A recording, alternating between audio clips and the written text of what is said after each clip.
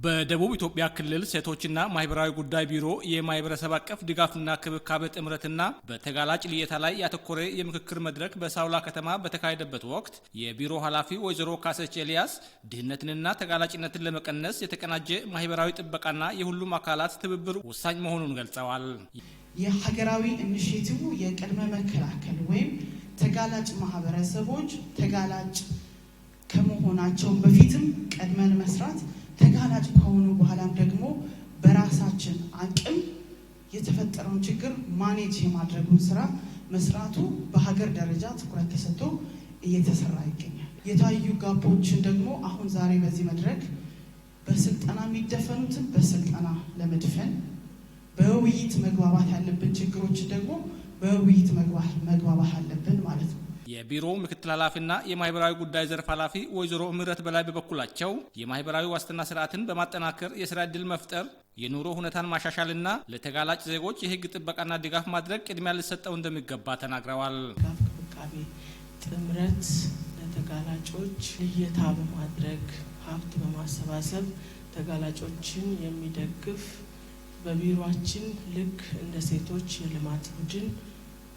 ሲሪየስ የሆነ አደረጃጀት እንደሆነ ይታወቃል። ሪፖርት 100% ከመላክ ውጪ ጠንካራ የሆነ አደረጃጀትን ከመፍጠር አንጻር ውስንነቶች አሉና እነዛን ለመድፈን ስልጠናዎች ያስፈልጋሉ፣ ምክክሮች ያስፈልጋሉና በዛ መነሻ ታች ወርደን ድጋፍ ክትትል ባደረግነው መነሻ ነው ይህን ስልጠና የተዘጋጀው።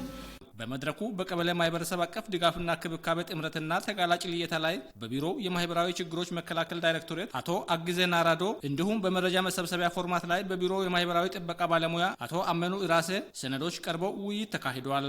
በቀረቡ ሰነዶች ላይ የመድረኩ ተሳታፊዎች ሀሳብና አስተያየት የሰጡ ሲሆን ከመድረኩ ምላሽና ማብራሪያ ተሰጥቷል።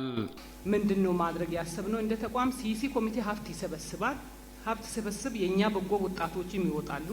የኛ ተቋም የስራ ባለቤት ብቻ ሳይሆን ተቋሙ ላይ ያሉ ስራዎች ይዘው ይወርዱና ይሰበስቡና ለማን ነው ድጋፍ ማድረግ ያለብን?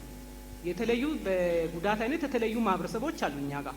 ብዙውን ጊዜ ትኩረቱ የሚሰጠው አመት በዓልን ጠብቀን ነው መሆን የለበትም። አመት በዓል ጠብቀን ብቻ ሳይሆን የሆነ ጊዜዎች ሲመጡ ጠብቀን ብቻ ሳይሆን መደረግ ያለበት እነዚህ ሰዎች የደረሱ የተወደቁ እነማን ናቸው የሚለውን ለይተን በአድራሻቸው ደርሰን መከታተል አለብን። የትኛው ነው አካል ጉዳተው፣ የአይን ጉዳት ያለው፣ የእግር ጉዳት ያለው፣ የእጅ ጉዳት ያለው የሚለው ዝርዝር መረጃ አለን። እንደኛ ስልጠናው ትጥቅ ይሆንልናል፣ ያበረተናል፣ ለቀጣይ ያጠናክረናል፣ መነሻ ይሆንልናል ብዬ አስባለሁ።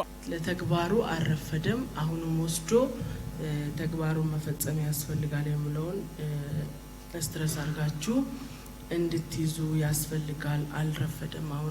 አሁን የጀመራችሁትን ስራ ደግሞ ደግፈን ቀስቅሰን አቀጣጥለን የተሻለ አፈጻጸም መጥቶ ወደ ሌሎቹ ስኬል አፕ የማድረግ እቅድ አለን ማለት ነው እንደ ቢሮ።